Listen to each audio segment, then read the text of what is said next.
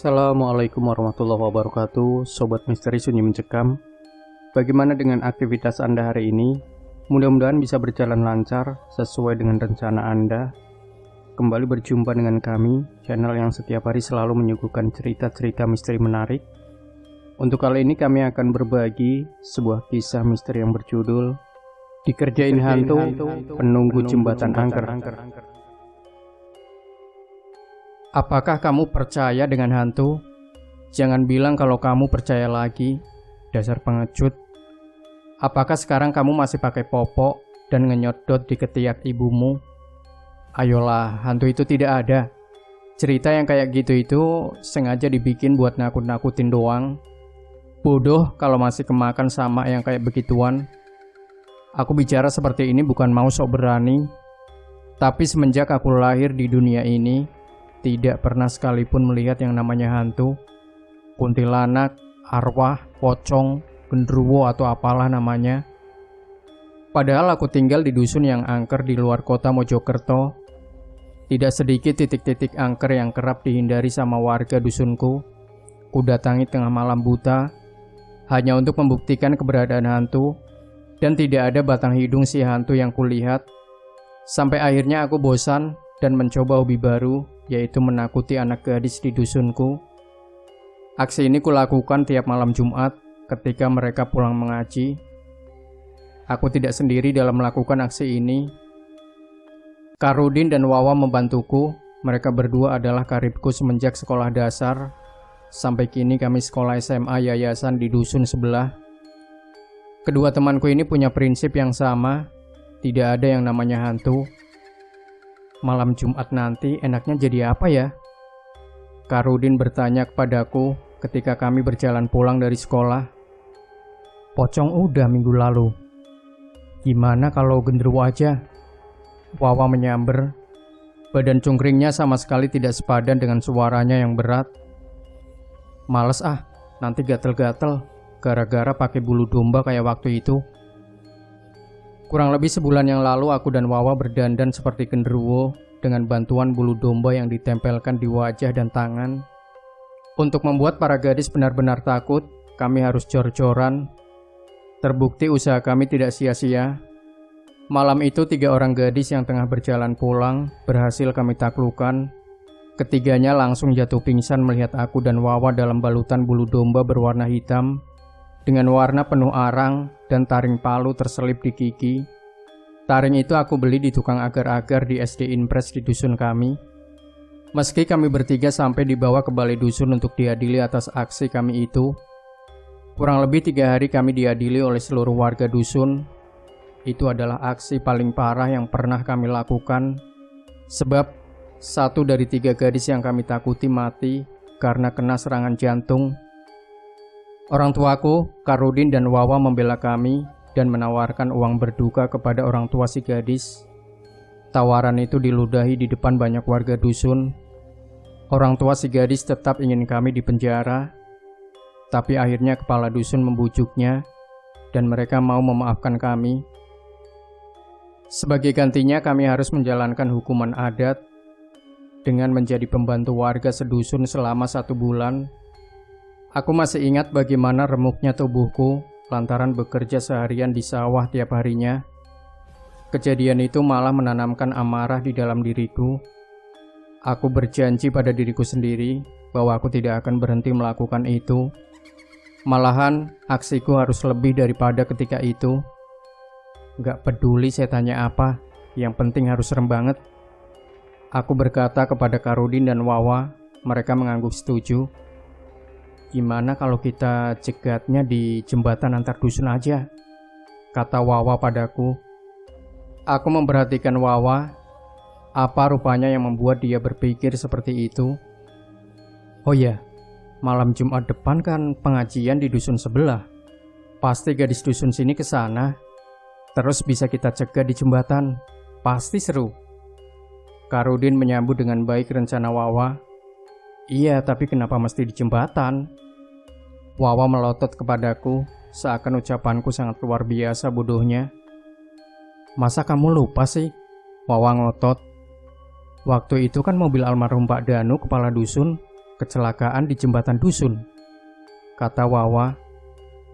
Oh, aku langsung ingat kecelakaan itu cukup membuat geger warga, karena tidak hanya Pak Danu yang kehilangan nyawanya, tapi juga istri dan kedua anaknya yang berada di dalam mobil. Setelah tragedi yang memilukan itu, jembatan itu konon jadi lebih angker dari biasanya. Warga dusunku menghindari jembatan itu pada malam hari. Pintar juga kamu. Aku menowel kepala Wawa. Kalau kita takutin gadis itu di sana, pasti mereka bakalan takut banget. Aku tertawa, Karudin dan Wawa pun mengikuti. Di sisi jalan yang kami tempuh, rencana yang matang pun dibangun. Kali ini yang menjadi hantu adalah aku dan Karudin. Sedangkan Wawa bertugas memantau keadaan. Jangan sampai Pak Ustadz atau warga lain yang jadi sasaran. Bisa-bisa kami bertiga disidang lagi di balai dusun.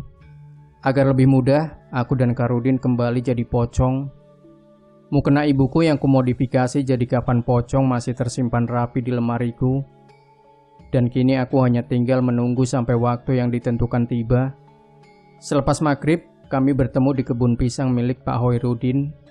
Aku membawa kostum pocong dari rumah tanpa sepengetahuan orang tuaku.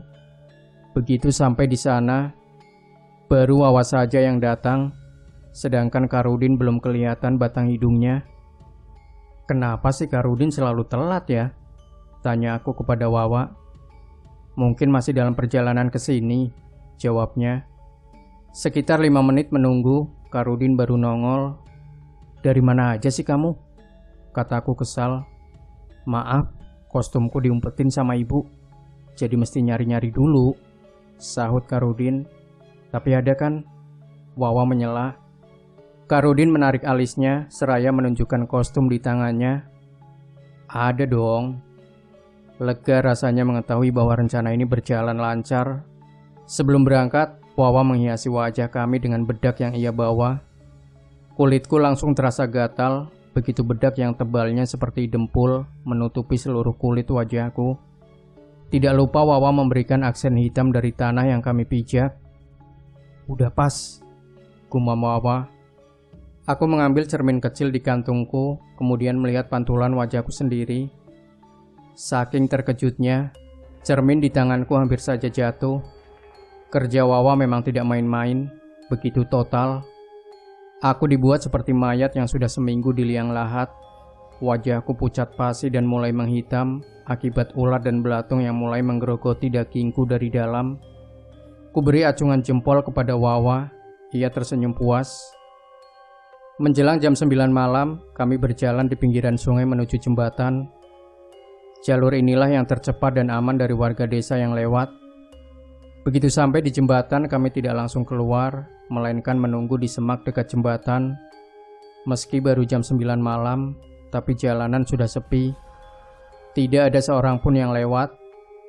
Bagaimana tidak bahaya? Di sepanjang jalanan jembatan ini, tidak ada penerangan sama sekali selain cahaya bulan yang pucat. Tapi ini bisa jadi keuntungan untuk kami, karena suasana ini akan membuat aku dan Karudin semakin menyeramkan. Aku dan Karudin duduk, sementara Wawa memperhatikan jalan. Semua sudah siap, tinggal menunggu para gadis itu lewat. Tidak lama berselang, Wawa berlari ke arahku. Itu ada yang lewat, siap-siap.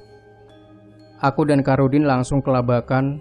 Kami berdua langsung bersiap pada posisi tepat di sisi jembatan, menunggu mangsa kami datang. Agar tidak ketahuan, Wawa mundur agak jauh dari kami berdua. 1 menit berlalu, tidak ada tanda-tanda orang lewat. 2 menit pun masih sama. Kondisi tidak berubah. 5 menit kemudian, ini mana yang lewat? Tanyaku kepada Karudin. Ia pun kebingungan. Aku menoleh ke belakang untuk mencari sosok Wawa, tapi dia tidak terlihat. Coba kupanggil pun ia tidak menjawab. Kita cek aja sendiri, perintahku pada Karudin. Sekonyong-konyong Karudin bengong. Kita keluar nih. Nanti kalau ketahuan gimana? Gak akan ketahuan, takut banget sih. Aku menarik tubuh Karudin keluar dari semak menuju mulut jembatan. Kutargetkan pandanganku ke sepanjang jembatan. Wawa tidak sepenuhnya bohong. Memang ada 2 gadis yang lewat. tapi langkah dua gadis itu terhenti di tengah-tengah jembatan. Keduanya mematung saja di sana, entah apa yang terjadi. "Dua gadis itu kenapa diam di sana?" tanya Karudin. "Nggak tahu, mending kita cari tahu," jawabku. Aku berjalan menuju kedua gadis tersebut. Karudin mengikutiku dari belakang. Tidak ada secuil pun rasa takut di antara kami. Semakin dekat dengan kedua gadis tersebut, pemandangannya pun semakin jelas, dan sayup-sayup terdengar suara tangis. "Kok mereka nangis?" Karudin bersuara. "Mungkin ada barang mereka yang jatuh ke air," dugaku. Aku melongo ke bawah jembatan, tempat air sungai yang tidak terlalu deras, tapi dalam. Aku sudah mencoba memaksimalkan pandanganku untuk mencari barang milik kedua gadis itu yang jatuh. Tapi tidak ada apa-apa selain air yang terlihat hitam. Aku dan Karudin pun sudah berada dekat dengan kedua gadis itu. "Kalian kenapa berhenti di tengah-tengah jembatan?" tanyaku kepada kedua gadis tersebut. Tidak ada jawaban, hanya ada isak tangis yang sudah kami dengar semenjak tadi. "Ada barang yang jatuh ke sungai?" tanyaku lagi. Tidak ada suara yang keluar dari mulut kedua gadis itu, kecuali tangisan. Sementara dari belakang, Karudin menarik tanganku, mengisyaratkanku untuk pergi meninggalkan gadis tersebut. Harus aku akui bahwa rasa takut mulai timbul, tapi aku tidak bisa lari begitu saja sebelum tahu siapa sebenarnya kedua gadis tersebut. Karudin menarikku lagi, tapi kali ini kulepaskan genggaman tangannya. "Kalian sengaja mau nakutin kami, mau balas dendam. Jangan harap aku takut," kataku kepada mereka dengan suara keras.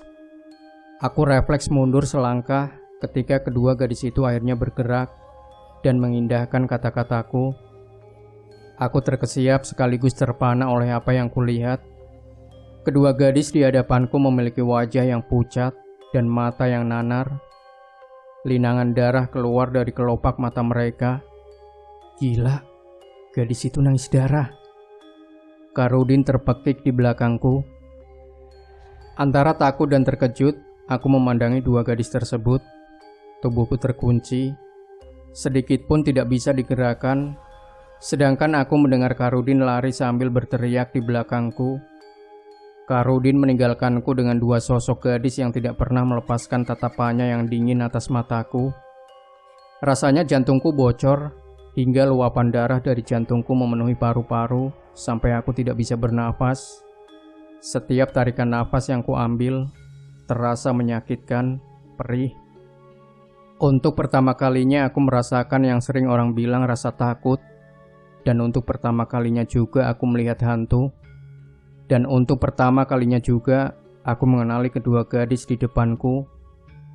Mereka adalah anak gadis Pak Danu dan anak gadis tetanggaku yang terkena serangan jantung karena ulahku. Tubuhku masih tidak bisa digerakkan, bahkan ketika kedua gadis itu menyeretku ke bibir jembatan. Air sungai yang gelap berada di hadapanku. Dan kedua gadis itu mengapitku seperti algojo yang tak kenal belas kasih. Samar-samar, mataku menangkap sebuah benda besar mengapung-apung di aliran sungai, seperti kedebok pisang.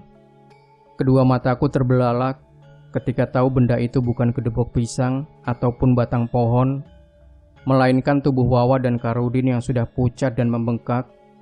Aku menoleh ke gadis korban kejahilanku dengan tatapan memohon, tapi ia malah membalasnya dengan seringai yang menyeramkan. "Apakah kamu takut sekarang?" tanyanya saat itu. Dan saat itu pun aku lari tunggang langgang hingga sampai ke rumahku. Dan semenjak kejadian itu, aku tidak pernah lagi ngerjain orang-orang di desaku, khususnya para gadis. Begitulah cerita pengalaman seramku. Demikian Sobat Misteri Sunyi Mencekam. Tinggalkan komentar Anda, like, share video ini, subscribe channel Sunyi Mencekam, dan kembali nantikan cerita-cerita misteri terbaru dari kami. Wassalamualaikum warahmatullahi wabarakatuh.